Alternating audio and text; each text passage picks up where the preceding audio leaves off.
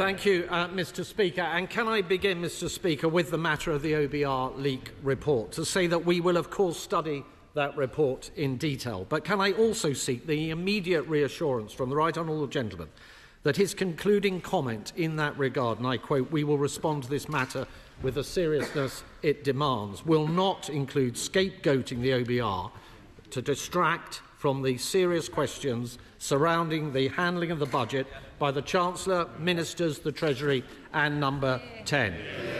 And so, Mr. Speaker, turning to the other matters the Chief Secretary addressed in his statement, we expect those in positions of power to act with transparency, openness and integrity. But it is increasingly clear that in recent weeks the conduct of people in government fell short of those standards. This is not just my view. Indeed, a member of the Cabinet is quoted in the press today saying, and I quote, "The handling of this budget has been a disaster from start to finish." Mr. Speaker, the impression has been given that there was a concerted attempt to paint an inaccurate picture of the public finances designed to give political cover for policy decisions around increases in taxes and in welfare spending. Mr. Speaker, on the 4th of November, the Chancellor delivered a pre-budget statement in Downing Street. In it, she said that the OBR would be downgrading their productivity forecasts, meaning lower tax receipts. The Chancellor herself says that statement was meant to set the context for the public finances and the need to take difficult decisions on tax. But she failed, and this is the key point that the Right Honourable Gentleman did not address, she failed to mention that the net result of the OBR's review of the economy was in fact an increase in tax revenues, not a black hole. To quote the OBR's budget report, "In isolation, the reduction in productivity growth could have lowered revenues by around $16 billion. However, the boost to receipts from higher inflation and changes to the composition of nominal GDP growth more than offset this." The Chief Secretary argues that there was a need to increase headroom, but that was not the justification for tax rises which was given before the budget, although it is effectively an admission that the decision to leave such a small headroom at the last two fiscal events was irresponsible. And it fails to acknowledge that a significant proportion of the increase in taxes was actually used to fund policy decisions on spending, specifically on welfare. Mr. Speaker, on the 14th of November, the media were briefed that income tax rates would not be increased following the improved forecast from the OBR. We now know this was simply false. As I pointed out in my letter to the OBR before the budget, the finalised pre-measures forecast came weeks before this on the 31st of October. Even after the budget, in a Guardian interview, the Chancellor said income tax rises had remained on the table well into November, quote, "because we didn't know the size of the downgrade in productivity." That is not true. Since then, on Friday, the OBR took the unprecedented step of publishing their estimates for headroom in each of their pre-measures forecast rounds. As a result, we now know that at no point was there a deficit of the scale suggested to the media.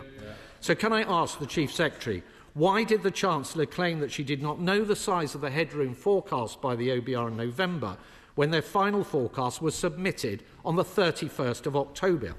At what point were the Cabinet informed that the forecast still showed a surplus? And why did the Chancellor suggest that the OBR's review of the economy had led to a significant deterioration in the public finances? We now know that the briefings to the press were not just inappropriate, they were inaccurate. Those briefings can only have come from inside government. So can the Chief Secretary finally give us a clear answer?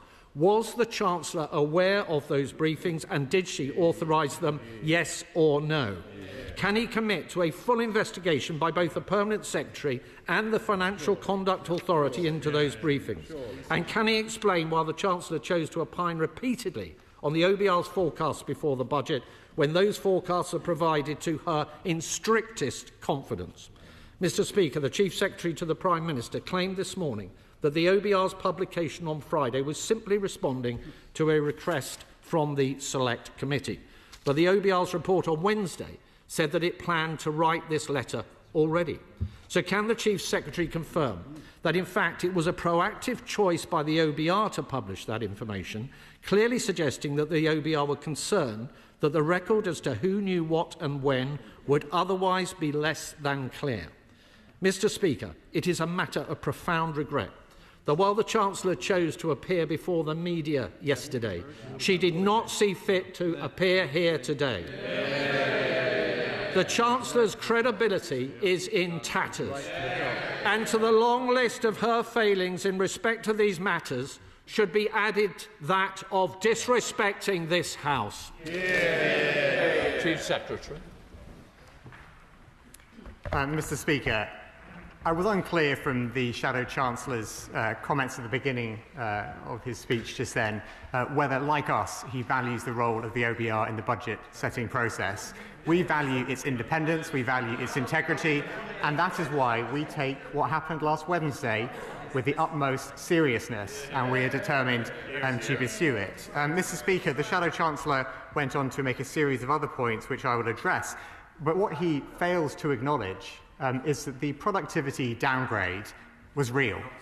The £16 billion hit to the forecast as a result of productivity downgrade was real. And I wonder why he doesn't want to acknowledge that, Mr. Speaker. Could it be because the productivity downgrade was a result of things his government did over the 14 years that they were in office? Could it be the fact that the productivity downgrade was the result of a review by the OBR of policies including cuts to public investment, the mishandling of Brexit, the record of the previous government? That is perhaps, Mr. Speaker, why he doesn't want to acknowledge that point. But, Mr. Speaker, the productivity downgrade, £16 billion, was real. The need to build headroom was crucial. Those were principles that guided the Chancellor going into the budget, as well as the importance of cutting the cost of living, cutting NHS waiting lists and cutting government borrowing.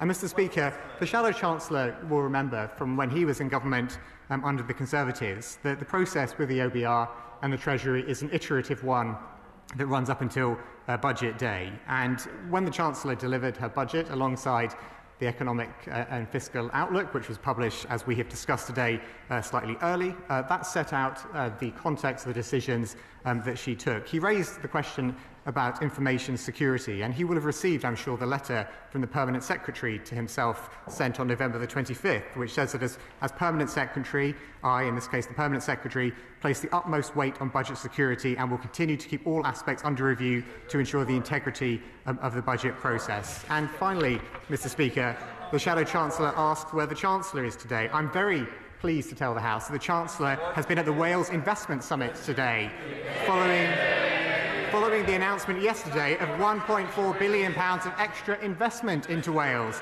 just the latest in £16 billion of new investments announced since the summit was launched. In the end, this entire exchange leaves one unavoidable impression: the handling of the budget, the communication around the OBR forecasts, and the briefings to the media have all raised serious questions about transparency, honesty, and accountability inside government.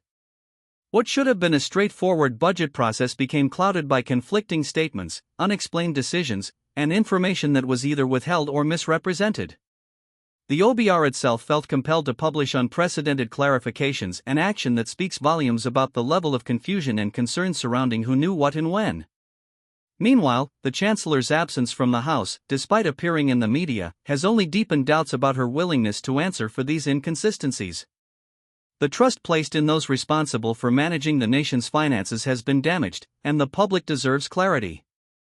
If the government truly acted with integrity and transparency, then why were the public, the media, and even members of the cabinet given information that the OBR's own data shows was simply not accurate?